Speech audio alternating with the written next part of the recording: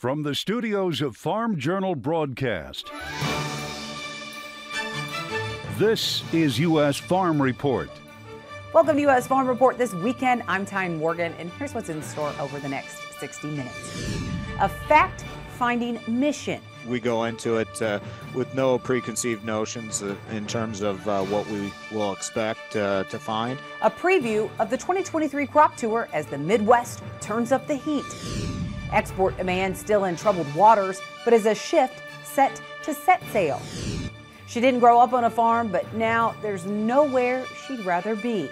So I say cultivate courage all the time, but really for me that is learning to do all these hard things. How this Kansas farm wife is helping cultivate courage with other women of ag.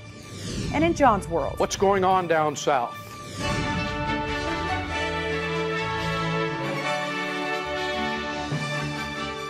U.S. Farm Report, presented by Pioneer. What's next happens when the name on a cap matches the power of one's purpose. Pioneer. What's next happens here. Now for the news. China's leader is calling for patience as his country tries to reverse a deepening economic slump. Xi Jinping giving a speech this week saying the West's pursuit of material wealth led to, quote, spiritual poverty, end quote. It comes after recent data showed consumer and factory activity further weakened last month, despite promises from the ruling Communist Party to support struggling entrepreneurs. Xi calling for China to, quote, build a socialist ideology with a strong cohesion, end quote, and to focus on long-term goals of improving education, healthcare, and food supplies. Their currency has now declined again. So I believe it's now to 16-year lows against the U.S. dollar. So it's all an attempt to try to spark better demand to come over and buy Chinese goods. And of course, if China can then sell more of their goods, they would have cash, and then they'd probably start looking to buy more product. Also on the Chinese front, an important ruling from the World Trade Organization this week about China. It says Beijing's decision regarding certain retaliatory tariffs against the U.S. were inconsistent with the organization's rules. A panel with the WTO recognizing the U.S. tariffs on steel and aluminum put in place during the Trump administration as security measures, while rejecting China's decision to impose tariffs on $2.4 billion worth of U.S. products in retaliation. The U.S. Trade Representative's office announcing it was pleased with the report, calling China's retaliation sham safeguard tariffs. In response to the decision, Beijing called on the U.S. to remove its tariffs on metal immediately. Also on the trade front, the battle over GMO corn with Mexico is now escalating. The U.S. Trade Representative's office announcing the U.S. is officially establishing a dispute settlement panel under the U.S.-Mexico-Canada agreement regarding Mexico's stance on biotech corn. Catherine Tai saying in a statement it's critical that Mexico eliminate its inconsistent biotechnology measures so that American farmers can continue to access the Mexican market. While Mexico bans GMO corn for humane consumption, it does allow it for animals. And the U.S. continues to argue Mexico's policy lacks scientific basis. Well, for the first time since Russia ended the Black Sea grain deal, a ship has departed the Ukrainian port of Odessa. Ukrainian officials say the Hong Kong-flagged ship had been stuck in port since February of last year. They say it's traveling through a temporary corridor. It's reported to be carrying more than 30,000 tons of cargo, including food products. But Russia appears to have renewed attacks on Ukrainian ports along the Danube River. Ukrainian officials say Russia is using drones to strike grain storage facilities in the country's southern Odessa region. Ukraine's Operational Command South said Russia hit the territory of one of the ports, destroying hangars with grain and ag machinery. Ukraine's Air Force reports it destroyed 13 drones in the area. Happening right now, operations along the Panama Canal are being impacted by drought. The organization responsible for managing the canal has decided to restrict both the number of ships passing through each day and the amount of cargo that they can carry. Officials say they're taking this action due to a decrease in the water supply caused by ongoing drought due to El Nino conditions. The issues at one of the world's busiest trade passages have forced some companies to find alternative routes. The restrictions will be in place through Monday and limits new reservations passing through the canal's old locks, which are commonly used by smaller vessels. Reuters says that about 70% of traffic through the canal originates from or is inbound for the U.S. And here at home, the clock's ticking on getting a new farm bill done before the current program expires. Leadership of the House and Senate Ag Committee are saying the more realistic goal is completion by the end of the year. Our Michelle Rook had boots on the ground at Dakota Fest in Mitchell, South Dakota this week, and Congressman Dusty Johnson telling her he agrees with that timeline. We should get a farm bill done sooner rather than later. I know people like to wait until your back's up against a deadline. I like to get my work done ahead of time. But that being said, it's going to take us another month or two to get a good House version. Probably take the Senate that long or a little longer. Then it's going to take us a month or two to try to navigate the differences. That's going to put us up against the end of the year.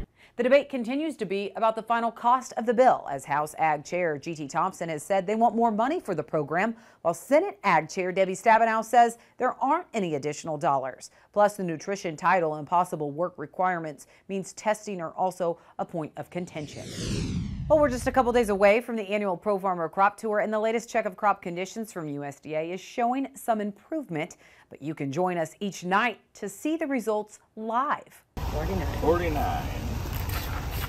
It's happening all next week, and you can join us live each night. You can watch the day's results by viewing Crop Tour live online. That's at 8 p.m. Central on all of Farm Journal's social media channels, including agweb.com. Agweb.com also has the link on the homepage. All right, that's it for the news. It's going to be a hot one for Crop Tour next week, so just how historic could the heat be? We'll have a check of your weather next. Meteorologist Matt Engelbrecht joining us now with weather. Matt, we'll be hitting the fields for the Midwest Crop Tour next week, and it's typically hot, along with some showers sometimes. But next week's forecast looks to be shaping up to be one to remember. Yeah, let's go ahead and get a little bit more specific. The locations that you mentioned, we'll go over and show you whether or not it's going to be above average or below average for the tour. Doesn't matter where you go. It's looking like you're going to be above average, and that's going to be a good 5 to 10 degrees above average for those locations. The one pocket that we're seeing the possibility for some below normal temperatures, that all has to do with that tropical system. Yeah, Hillary moving up towards the north and riding the ridge of this temperature outlook. Now, the drought monitor, there is a bit of a drought in SoCal, Southern California, so that should help, but they are looking at a good amount of rainfall if the track holds with that tropical system. Still need some rain. We are not going to get it coming up not only this weekend, but next week. You basically have to go to the fringe of this high pressure back up here towards the north and up and across where we may see some showers. Also monitoring something else in the Gulf of Mexico that could provide some relief down here into Louisiana and Texas. We'll, of course, keep a very close eye on it. Still an extreme, if not exceptional drought showing up through portions of the United States. So we've been looking at this last couple of days. Last week, we were talking about this ridge of high pressure developing across the United States. And as we've talked about before, all the energy, including that tropical system, it can't go through the ridge, so it's actually steering, this ridge is steering this tropical system back up here to the north. Any energy that flares up here towards Montana, North Dakota, that is going to ride the ridge up and around. But if you're underneath or within this circle, and that's Sunday, Monday, Tuesday, in fact, this ridge gets even stronger. You're looking at clear skies and hot temperatures, of course, dry conditions as well. Again, this is jet stream coming up on Monday. I wanted to get you into when this pattern finally starts to break down, but we're already through the middle part of the week. Your Wednesday and Thursday, and that ridge is still holding with any kind of energy or that trough digging, but staying very shallow back up here to the north. So that's one way of saying that this is going to be a long-term trend. We're looking out ahead to our Monday. Well, Monday through Friday, they expect above average temperatures starting to cool down from the northeast down here to the southwest by Friday and Saturday. Even then, we're still expecting temperatures to be rather warm. Here's the precipitation outlook. It follows exactly what we were just talking about, where underneath that heat dome, in between August 22nd and August 26th, we're going to be below normal with the rain chances. And then back over here onto the west coast with that tropical system combined with some other elements, looking at possibility of wetter than normal conditions. Thanks, Matt. Well, that hot and dry forecast for next week, it fueled soybeans this week. But what's pressuring corn? Peter Meyer and Jared Creed join us next.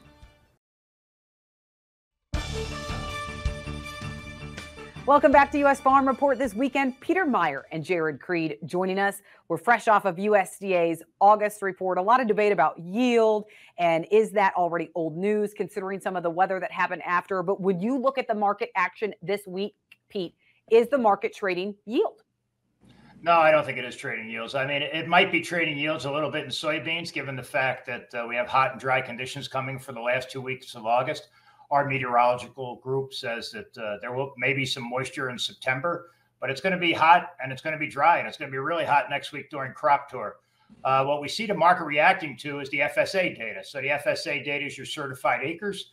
That was released about an hour after the crop production and WASDE reports last Friday. And there's as is typical in August, there's 1,000 different interpretations of the FSA data and what that means to corn and soybean acres.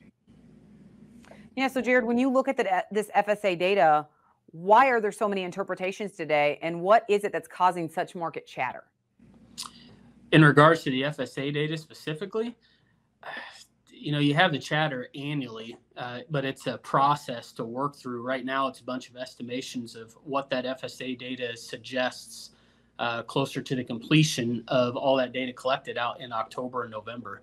But at this point in time, I think there's a fairly reasonable expectation that you'll see corn acres expand to possibly 500,000 acres higher, and soybeans maybe flat to just a very small, modest increase. But as in regards to chatter, our corn market is not really needing additional corn acres at this moment. And perhaps that's just one more negative connotation that the corn market has to put up with at this point. Yeah, so Jared, as you're part of Pro Farmer Crop Tour next week, and you go out considering, we could have expanded corn acres, considering we just have this latest look at yield. What do you want to see on Crop Tour next week? And what do you think could traders be watching? I do believe that the trade will be watching for any type of significant or expanded area of crop damage that possibly has taken place back in July that has been missed from just driving down the road looking what fields appear to be from the road. Like Pete said, on the soybean side, so much of the verdict is out on yield yet over the next coming weeks. But on the corn side, I think there is risk that certain areas have already had irreversible damage take place. So maybe what you're looking for in general is how widespread is that damage or how minimal is that damage. Pete, I know something you've been watching is these counter-seasonal moves when it comes to crop condition ratings. We have crop conditions improving. So next week, as we measure some of this yield potential on Crop Tour, which state do you think is going to be the most closely watched?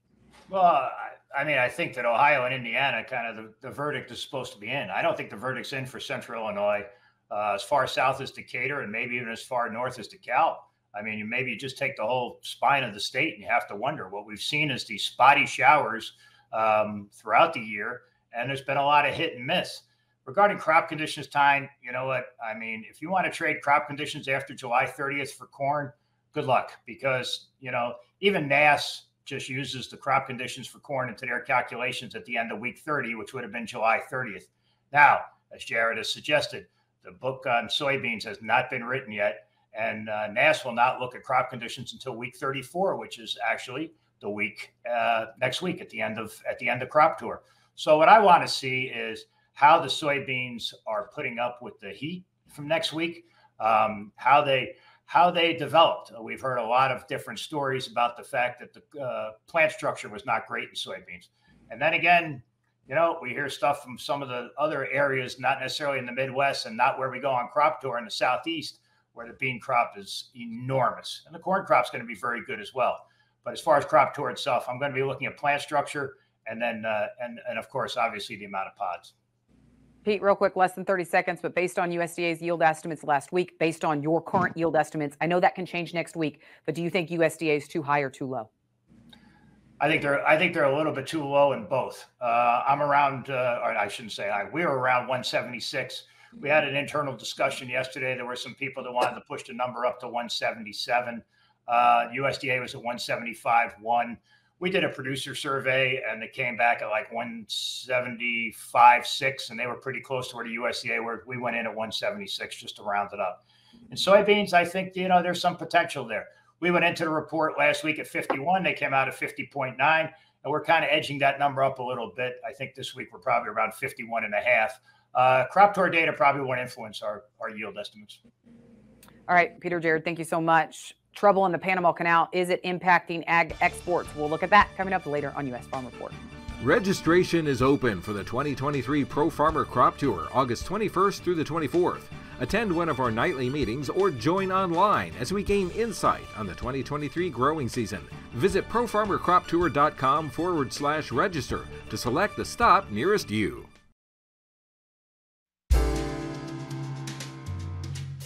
Well, the El Nino effect, meteorologists say we haven't really seen the impacts here in North America just yet.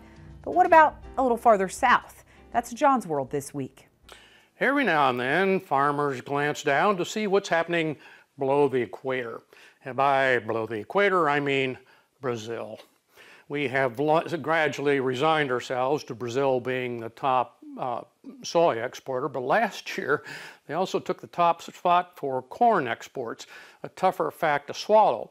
But there's more going on down there. For example, while we have been coping with the effects of the new El Nino, it's going to mess with the 23-24 growing season downstairs as well. The economists provided this helpful chart to predict weather patterns that climate models are currently offering for this area. This map notes wetter, drier, and warmer regions of South America. Maybe there weren't any cooler than average areas, or with the continent straddling the equator, cooler is a relative term with less meaning to us. Anyway, if we've learned anything this year, warmer than average can mean way hotter for way longer. I noticed a couple of curious things. Bolivia is predicted to enjoy both drier and wetter than average conditions during the growing season.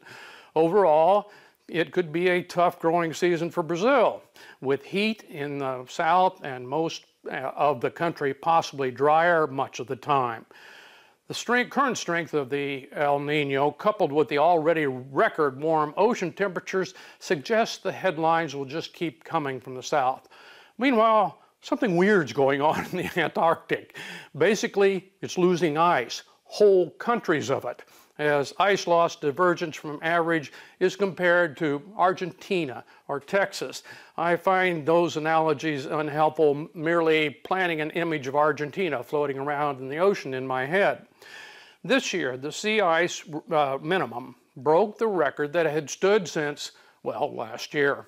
Some of us have been zeroed in on the North Pole since it's all ocean, and Antarctica has been relatively stable as far as ice was concerned, until recently anyway.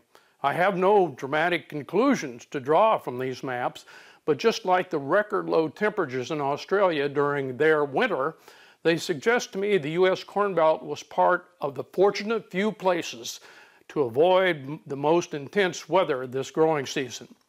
Well, so far. Thanks, John.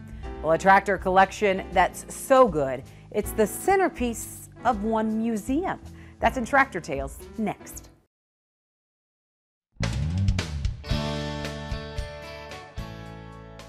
Hey folks, welcome back to Tractor Tales. This week we're Lubbock, Texas bound to check out the FiberMax Center of Discovery to check out an interesting collection.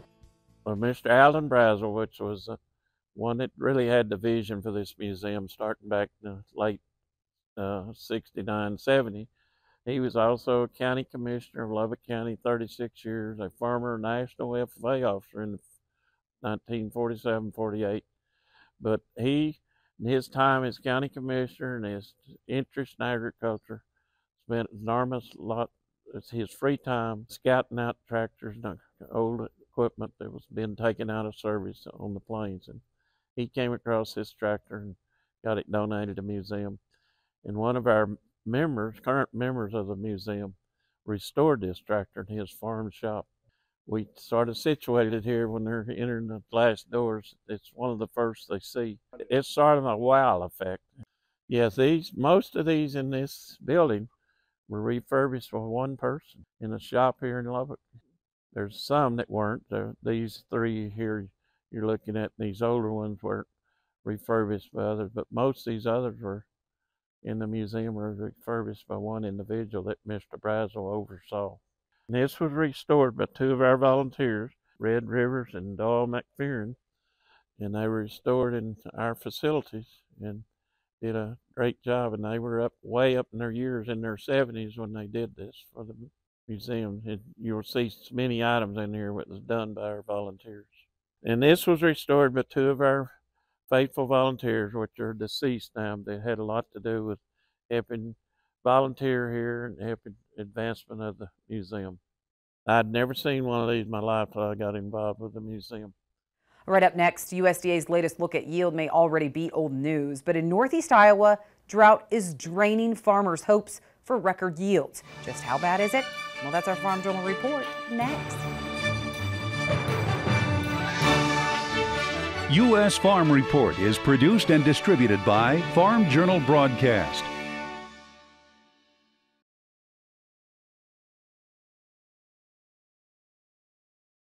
Welcome back to U.S. Farm Report. Trusted, timely, tradition. Each year, the Pro Farmer Crop Tour happens the third full week of August. It started in 1993, and still today, it is one of the largest, longest-running crop tours in the U.S. Scouts will gather thousands of samples with the goal to provide results for crop districts, states, and the entire Midwest, not an individual field or county. And this year, it's a crop tour that's being highly watched. As drought has disappeared in some areas, it's still plaguing producers in other parts of the Midwest. There's no doubt about it. Northeast Iowa is dry. Right now, to try to pinpoint a yield is nearly impossible. And part of that reason is we haven't seen a drought of this intensity in so long. Troy Deitmeyer is a pioneer agronomist covering the northeast corner of Iowa. He says this year the main theme is just how variable this crop could be. We're going to have some guys with the best crop maybe they've ever raised, and 8 miles down the road it might be the worst one since 1988 or 2012. The latest U.S. Drought Monitor paints the picture, showing nearly 99% of Iowa is faced with dry and drought conditions, with 3% of the state still in extreme drought. Probably some of the driest areas is probably around that Cedar Rapids, Iowa City area, and working your way down towards southeast Iowa. He says some of that area did catch rains in early August, but it's still dry. Those are some of the areas that are really hurting, 1 to 2 inches of rain since planting. Yet even in those drought-stricken fields, he says plants are still fairly green. The good part was with the super dry air and low humidity, we were allowed to really cool off at night. So it wasn't uncommon for us here to get down into the upper 50s, sometimes in a lot of low 60s. So that gave those plants, a breather overnight, just like we want to when we go into the air conditioning.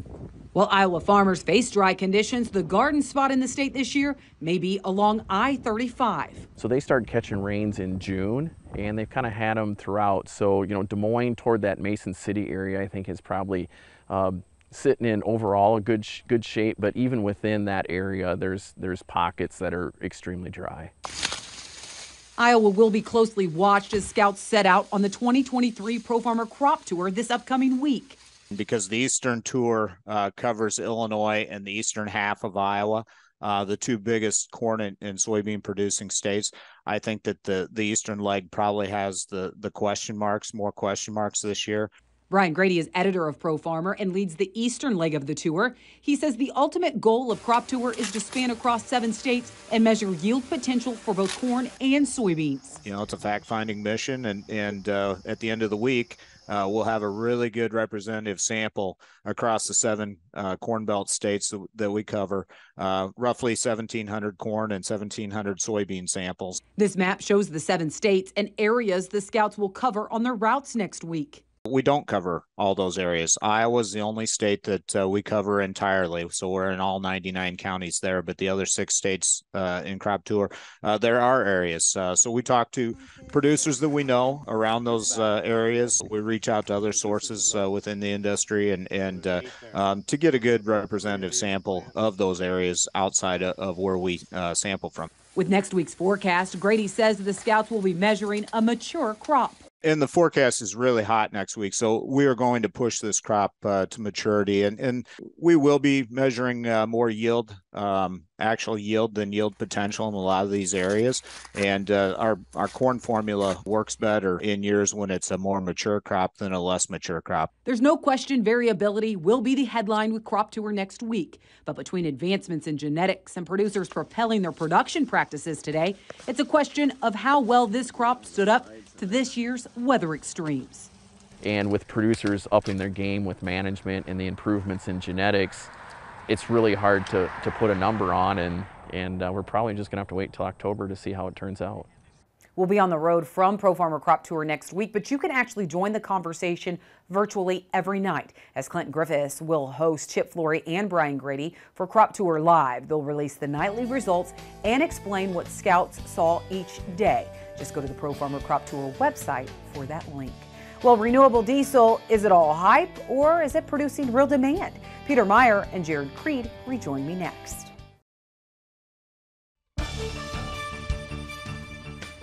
Welcome back to U.S. Farm Report this weekend. Jared Creed as well as Peter Meyer joining us. All right, Jared, we talked a lot about production, yield, FSA data. We talked all about that in the first roundtable. But now let's hit on demand. Demand has been a sore spot for the U.S. for quite some time. That story has not changed. Are we seeing any silver lining here? I don't know if you want to say that we have a silver lining to look forward to, but I do think the worst is maybe behind us or getting closer. It's an uphill battle to work through worldwide supplies, specifically out of Brazil, and the expectation of another large crop production coming out of both Brazil and Argentina this next spring and winter. And on top of that, the U.S. is going to be swimming in plentiful corn supply that we have to sit and wait our turn, in essence, to be competitive in the world market. Our domestic usage, it's okay. It could be better. But in all reality, between corn and soybeans, we're probably running the risk of exporting close to 1 billion to 1.5 billion even at the most, or more of less amount of corn and soybeans than a few years ago. And it's just going to take time. We have to sit and wait our turn. Pete, is it pretty much a given that Brazil is going to overtake the U.S. as the top corn exporter in the world? They already have. They did last year, right? It's a scary scenario when you look at U.S. export demand. Because when Brazil overtook the U.S., I don't know when that was, 10 or 12 years ago in soybeans, it never looked back. And now last year in the 22-23 marketing year, given the huge crop in Brazil last year, they overtook the U.S. And I think the USDA has us kind of getting closer to each other in the next year. We don't see that. We see Brazil just continuing to dominate the export market. They're still sitting on an awful lot of corn that was produced in their last season. We don't think acres expand in corn next season. We think they're kind of flat. And the reason for that is because a lot of the interior prices are just absolutely awful. Interior Mato Grosso prices are $1.95 a few days ago. It's just nobody's going to sell it. So what the Brazilian farmer is doing is, rather than convert it to currency, which seems to be devalued all the time, they're holding on to a hard commodity. And that hard commodity is corn. But October is coming and the rainy season is coming. And we haven't seen a lot of business out of Brazil or out of the U.S. for that matter. Jared touched on that. But the fact of the matter is that this corn has to move here within the next 6 to 8 weeks, in our opinion. So where else could the U.S. find new demand? It's probably wishful thinking that we have to have a crop situation unfold in Brazil and other parts of the world in order for our product to be competitive. As Pete mentioned, we are just flat out too expensive to the rest of the world. Domestic demand is going to take time to rebuild the cattle herd. That's certainly not going to happen overnight. Maybe we can see small upticks over time in the ethanol market, but we need that market to be very profitable in order for that to happen, and also plentiful supplies. The struggle with both corn and beans is flat out that we probably just need to get cheaper first before we experience any type of significant demand increase. And that's kind of, the economics 101. We've been through a couple years of high prices. Our demand has suffered. We reduced our supply domestically over a course of a couple years of lower production. And now we're facing the repercussions of the high price environment that we're slowly coming out of. Pete, I'll never forget it. 2 years ago on Crop Tour, you started this conversation about sustainable aviation fuel, renewable diesel, looking at as a possible new avenue for demand. Have we seen that come to fruition like you expected? On the sustainable aviation fuel, not yet, but we just saw another notification that ADM has signed a deal to provide ethanol to turn alcohol into jet. We think that alcohol to jet is probably going to be the future, so that implies more ethanol required. On the biodiesel, or the renewable diesel side, I should say, look, last month, in the last few months, we've seen increased capacity in the U.S., and they're still using roughly 40% of their feedstock comes from soybean oil. So we have seen it. Now, have all the plants that were proposed 2 years ago, the new crush plants, come online? Not yet, but that's coming. That's going to come in 24 and 25. And we think that it might be moving a little bit slower than we thought. Certainly on the sustainable aviation fuel it has, but it's still coming, and a lot really depends on what the price of diesel is and what the price of crude oil is. Pete, Jared, thank you so much. We'll see you next week on Pro Farmer Crop Tour. We'll catch up with both of you. All right, stay with us. We have much more on U.S. Farm Report this weekend when we come back. Tyne's Women of Ag is brought to you by John Deere, who celebrates the strength and resilience of the women who make farms run. Well, sometimes you grow up on a farm, and sometimes you marry into it. Whitney Larson had no idea where her food even came from before she met her husband, but today she's embraced the farm life, now cultivating courage and inspiring other women of ag. You almost have to be insane. From unforgiving drought to finally seeing rain, Whitney Larson has learned to cope with extremes. We have been in a catastrophic drought for 5 years, and so seeing rain has been very like our faith finally paid off. Drinks of water that quenched the soils, but also brought another brutal blow. We did have some very bad hail the last night and then maybe 3 weeks ago, and so that's kind of been disheartening. Neighboring fields look like this, while others were barely touched. Yet another reminder farming in far western Kansas is one planted in seeds of hope and faith. When we first started farming, I found that your faith really has to grow. Larson and her husband Bart are used to dealing with challenges. After all, this is a first-generation farm. We call ourselves first generation, so I'm actually third generation removed. Larson has some memories of being in tractors and combines when she was little, but her childhood was filled with sports. I grew up doing all things sports, and so basketball was my life. Her parents, her siblings, they all played college sports. But her husband, on the other hand, his childhood was full of nothing but farming and ranching. It's been in Bart's blood his whole life. It was his dream, and it quickly became mine after I saw how passionate he was about it. Farming is all Bart ever wanted to do, and a farmer is all he ever wanted to be. But the youngest of 4 boys, returning to the family farm wasn't an option. We decided to try the realm of custom ground rig spraying, and that's how it kind of was born. Was he started a business that led to us meeting new people and building relationships, and then we were able to we started custom farming, and then we were able to rent some ground of our own. Starting with custom spraying in 2012, the Larsons purchased their first piece of ground last year, a growing farm with a growing family. Our oldest is just turned 10, and then 8, 4, and I'm 28 weeks pregnant, so everything's growing. But as the operation and family were both growing, Larson says she resented the farm at first. So coming into this, where I wasn't in agriculture, I felt very distant or disconnected from this lifestyle. Finally, he started pushing me to try more things. But she says that's when it all changed.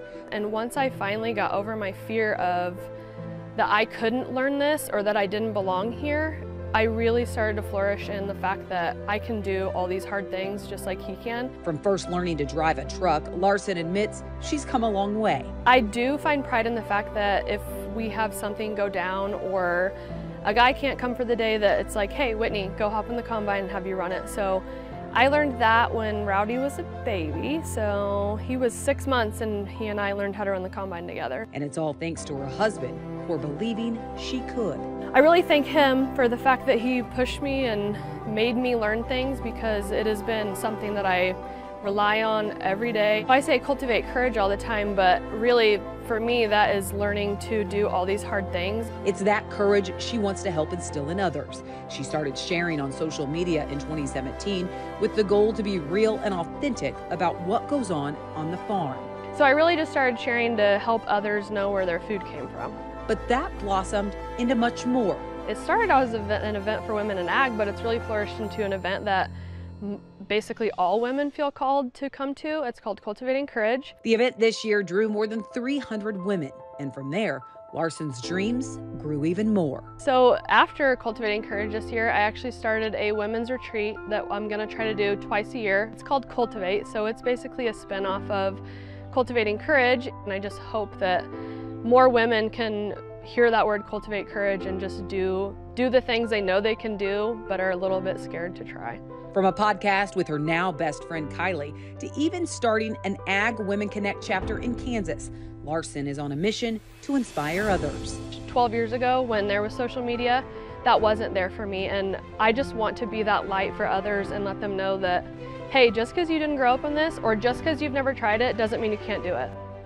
What an inspiration. And if you're interested in attending Whitney's 2024 Cultivating Courage event, details are on her website. That's farmwifeguru.com. All right, when we come back, customer support this weekend. Is there an upside to Prop 12? The Supreme Court's May 11th decision to uphold California's Proposition 12 ballot initiative is one hanging over the pork industry. But is there a positive side to Prop 12? That's what one viewer thinks as John Phipps discusses in customer support this weekend. A comment on California Proposition 12. We may not want to completely knock California's Prop 12 space requirements for swine. Here in southwest Missouri, a lot of cage-free egg houses have been built to meet the needs of California egg consumers. It has been a boon for barn builders, feed mills, and producers alike. Like most contract farming, the margins are tight, but seem to be doable. Prop 12 might bring swine back to regions where it is left. It might not. I don't like California dictating rules to me as much as the next guy, but it might make an opportunity for producers to stay on the farm. And that's from Brian and Karen Gordon in Conway, Missouri. There is always a risk when you go to war with your customers, especially your biggest.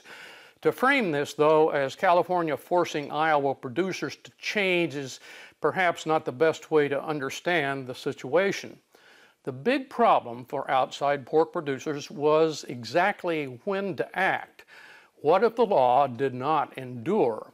By holding off until after the Supreme Court ruled in favor of California, significant competitive advantage accrued to producers who tactically decided to pay attention to their customers.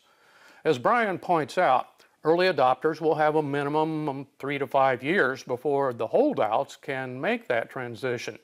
Early adapters will rightfully earn substantial premiums during that time to help recover their rebuilding costs. Perhaps the swine industry considered the problem political, and a conservative Supreme Court would automatically favor red state producers. But predicting this Supreme Court has been more difficult than many thought. Curiously, neither animal welfare advocates nor the pork industry highlighted the fact that 42% of pork sold in California is not subject to the welfare standard, just whole, uncooked products. The scope of the ban is then much less than the headlines. Meanwhile, every swine and egg producer who rebuilds to meet California standards adds to a growing advocacy group to maintain those new standards. Moreover, other states will likely add this market rule with similar legislation. Prop 12 will add significant cost to outside producers, but as the Gordons point out, this regulation can also be a legitimate business opportunity. Well, Barry Goodwin of North Carolina State University thinks Prop 12 could be catastrophic for the pork industry, saying compliance costs will force pork producers out of business. And Iowa State's Lee Scholes tells us when you look at this chart, current economic conditions don't support investing in new pork production facilities. And pork producers could be in for their worst financial year on record, even worse than 1998. Which could spur even more consolidation. All right, when we come back, harvest is already happening in parts of the country. An early look at what farmers in Louisiana are seeing. That's next. Registration is open for the 2023 Pro Farmer Crop Tour, August 21st through the 24th. Attend one of our nightly meetings or join online as we gain insight on the 2023 growing season. Visit profarmercroptour.com/register to select the stop nearest you.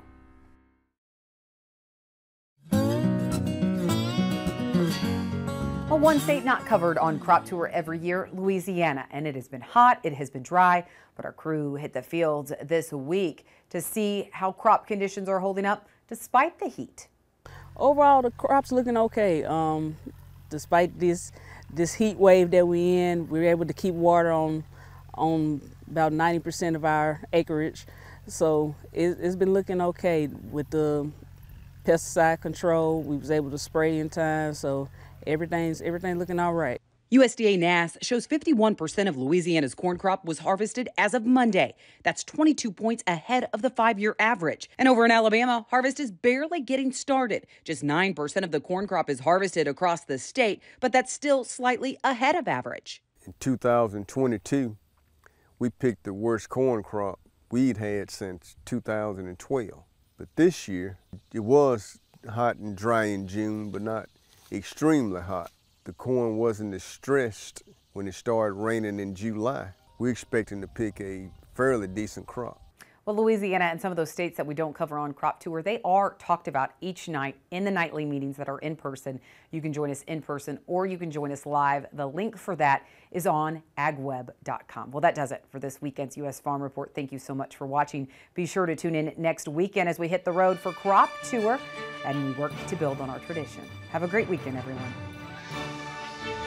U.S. Farm Report is produced and distributed by Farm Journal Broadcast.